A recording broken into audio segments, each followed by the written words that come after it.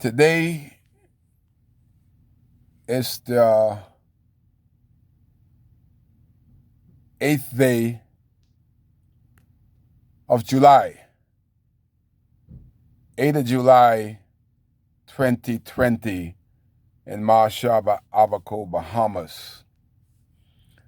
This coming up election is going to be an election for the ages, for the future of our kids and this country, and anybody that could get a hold of our natural resources from the same family for decades. I am down with that.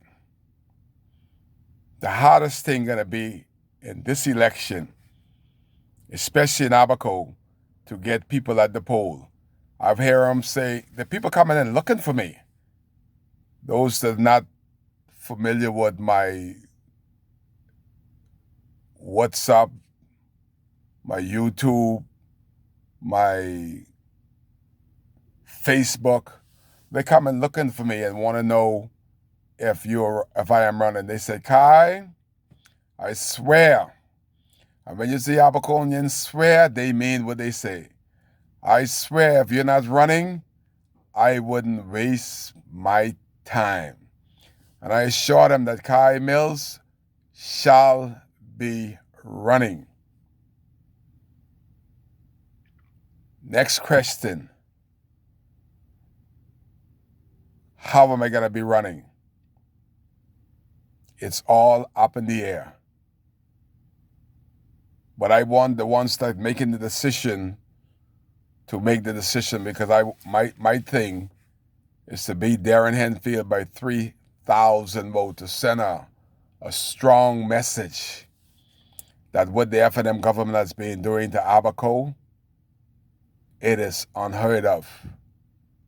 They treating us like we came here on a boat, and everybody else is Bahamians and has rights besides Abaconians. That is unheard of. That is why I'm running. And there's some people in this country would like you to believe that the F&M controls 40%, the PLP controls 20% of the votes, but that is not the case, you know. I've done this for 20 years close up, and it's the other way around. 30% of the voters in this country are PLP, 30% are F&M. That 40% is out there. That's the independent people that don't register and don't vote.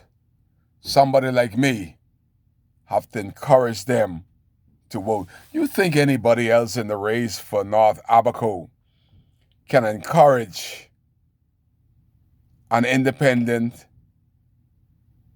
that don't vote, one that don't register, somebody that doesn't live here, or somebody that live here and they have done nothing during their time? You haven't heard about them, you haven't seen them. This is the time now to speak up.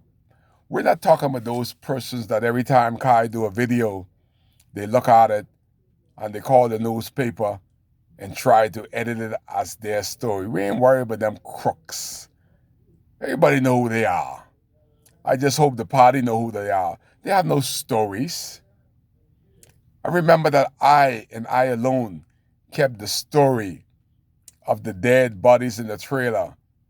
And every week, did you see anybody else at the trailer? There's a lot of them pick up the story because they saw a cash cow in it. It was all about the monies. But Kai picked up the story because I was concerned of any country that cannot bury their dead in a timely fashion ought not be governing. That was my concern. That was my only concern. After I stood on the story, keep doing it, and people all over the world couldn't believe that a government couldn't bury their dead after a hurricane. And to date, We still don't have the names. People give them the names of the one that was missing. The Bahamas government is so careless that they have not posted names of all the missing. Neither have they given the numbers, the truthful numbers, the data that they have. The number was at 70-some for a long time until Dr. Dwayne Sands to try to let the Bahamian people know some of the truth about how many were missing. Then the numbers fluctuate up to a couple hundred in 2 days. All other time, the minister had these numbers and is holding these numbers hostages. Didn't tell nobody about the numbers. And that is how the dead got buried, because Kai Mills fearlessly keep the story alive. Then I saw another one's piggyback. Remember the church? I went inside the church, I went outside the church, and I didn't do it for no political stuff. I know that the church, you shouldn't have no illegals having sex in the church, selling drugs in the church, have a bar set up in the church, had a barber shop set up outside the church. All these things was going on in a church in Crocker Drive for 7 months, while the director of immigration would say, while Abaconians thought that they were sleeping, they were doing an intense investigation on Front Street, Marsh Harbor, Crocker Drive. And you know what happened after that intense investigation? They brought planes and boats of Defense Force and immigration officer.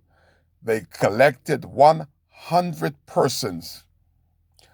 Under COVID-19, they had 30 of the 100 that were illegal in this country.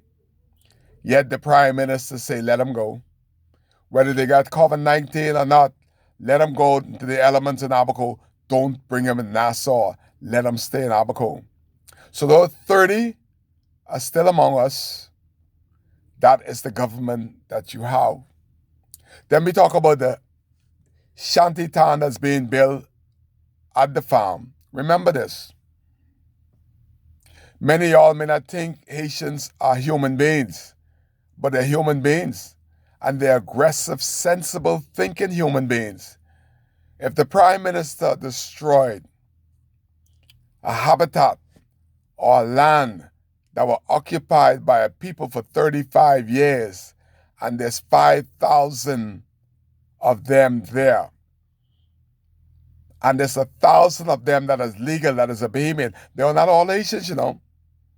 There's about 1,000 of the 5,000 that are Bahamians. What are these Bahamians to do? Are they going to continue to sleep outdoors? One of my friends reminded me that, Kai, there's no cool tree. I was trying to find a cool tree to park my car by to catch some cool breeze in Abaco, and it just dawned on him. Like, wow, there's no trees in Abaco. No cool trees to go under. All them nice, cool spot, they're gone. So what are the Haitians to do? Go on the ground like crab? Of course they're going to build. Then I heard Darren Girl down there in Treasure Key complaining about the Haitians building in the farm, where they got the wood from. You're the chairman down there in Treasure Key, Stephanie. You could have stopped all that by yourself as the chairman when they was getting that wood from Treasure Key. You should pay attention. I did a video with one collecting enough to build a condominium all by myself. All they had to do was stop the people from toting the woods.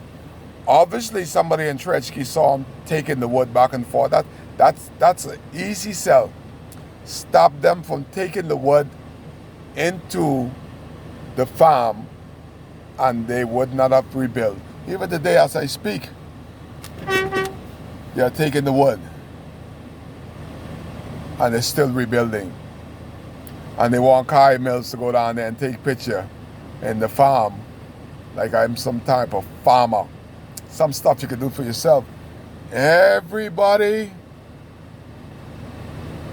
want me to talk. Everybody want me to do a video like something wrong with their mouth and their camera. The question is, I am the spokesman now, but are these same people going to vote for Kai? Some of them no, majority of them yes. But that same minority would want me to do all the videos. They know that Kai will be an excellent member of parliament,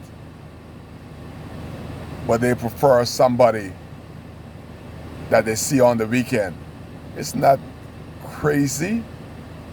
But luckily, I am standing for the majority will say enough of my MP coming on the weekend. Enough is enough. That is why Kai is stepping. That is why Kai could do better as a member of parliament. If I could do so much with a camera, what if I had the power of a member of parliament and a minister in the government? What more can Kai do? Vote for Kai, and don't be ashamed to say Kai is your guy. I gonna vote for Kai. Kai cares. You're live with Kai on WCAY. Kai cares. I'm still here while they in Nassau got the nomination and trying to get the nomination. It's the MP and not doing anything. All them in Nassau. And Kai is still here on the ground in Abaco. Kai cares.